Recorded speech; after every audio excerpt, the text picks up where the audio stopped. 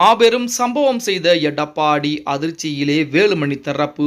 நண்பர்களே, நம்மளுடைய எஸ்எம் செய்திகள் அப்படிங்கிற சேனல் ஒரு காலத்தில் இருந்துச்சு நண்பா. உங்கள் அனைவருக்கும் தெரிஞ்சிருக்குன்னு நினைக்கிறேன். இப்போ அந்த சேனல் ஃபேஸ்புக்கில் புதுசாக ஓப்பன் பண்ணியிருக்கோம். மறக்காமல் ஃபேஸ்புக் பக்கத்தையும் ஃபாலோ பண்ணிக்கங்க. அந்த ஃபேஸ்புக் உடைய பேஜ் நேம் பார்த்தீங்க அப்படின்னா எஸ்எம் செய்திகள். அனைத்து இந்திய அண்ணா திராவிட முன்னேற்ற கழகத்தை பொறுத்த வரைக்கும் நம்ம அனைவருக்கும் தெரியும், நேற்று தினம் மாவட்ட செயலாளர் கூட்டம் என்பது நடத்தப்பட்டது. இந்த மாவட்ட செயலாளர் கூட்டத்திலே எப்படியும் மாவட்ட செயலாளர் வரப்போவது கிடையாது. ஏனென்றால் கொஞ்சம் மாவட்ட செயலாளர்கள் பார்த்தீங்க அப்படின்னா எஸ்பி வேலுமணி தரப்பிடம் இருக்கிறார்கள். அதன் காரணமாக யாரும் வரப்போவது கிடையாது. அதிகபட்சமாக ஒரு 10-15 மாவட்ட செயலாளர் வருவார்கள்.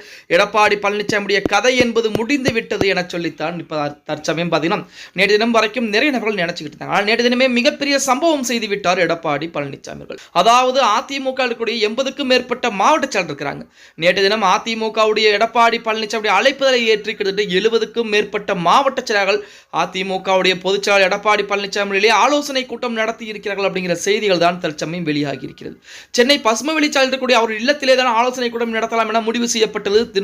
திடீரென 10 மணி வாக்கிலே அந்த ஆலோசனை கூட்டம் என்பது மாற்றம் செய்யப்பட்டது அப்படின்னே கூட சொல்லலாம். அதாவது அதிமுகவுடைய தலைமை அலுவலகமாக கருதப்படக்கூடிய சென்னை ராயப்பேட்டையில் இருக்கக்கூடிய தலைமை அலுவலகத்திலே எடப்பாடி பழனிசாமியுடைய முன்னிலையிலே 70க்கும் மேற்பட்ட மாவட்ட செயலாளர்கள் ஆலோசனை கூட்டம் பண்ணிருக்காங்க. ஆலோசனை கூட்டத்திலே அடுத்து நாம் என்ன செய்வது? ஒரு பிரிவினர் விஜய்க்கு ஆதரவாக இருக்கிறாங்க. இன்னொரு அந்த நபர்கள் பார்த்தீங்கன்னா என்ன எப்படியும் பதவியிலிருந்து இறக்க வேண்டும் என அவர்கள் அடுத்த கட்ட வேலைப்பாடுகளை பார்த்து கொண்டிருக்காங்க. நாம் என்ன செய்ய வேண்டும்? பொதுக்குழு உறுப்பினர்களும் எப்படி பேச வேண்டும்? பொதுக்குழு உறுப்பினர்களை கையெழுத்து போடாமல் இருக்க என்ன செய்வது? அது மட்டுமல்லாமல் அதிமுகவை அடுத்த கட்டத்திற்கு நாம் எப்படி எடுத்து செல்வது?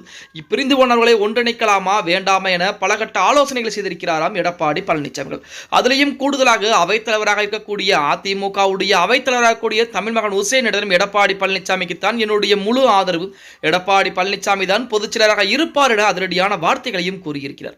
அதே போல திண்டுக்கல் சீனிவாசன், திண்டுக்கல் இருக்கக்கூடிய அதிமுக தொண்டர்கள் அனைவருமே 100% ஆதரவு எடப்பாடி பழனிசாமிக்கு தான் கொடுக்கிறார்கள் என அந்த மிகப்பெரிய ஒரு வார்த்தையும் சொல்லி இருக்கிறார். இந்த இரண்டு விஷயமே மிகப்பெரிய ஒரு சம்பவங்களாகத்தான் பார்க்கப்பட்டுக் கொண்டிருக்கிறது அப்படின்னே கூட சொல்லலாம்.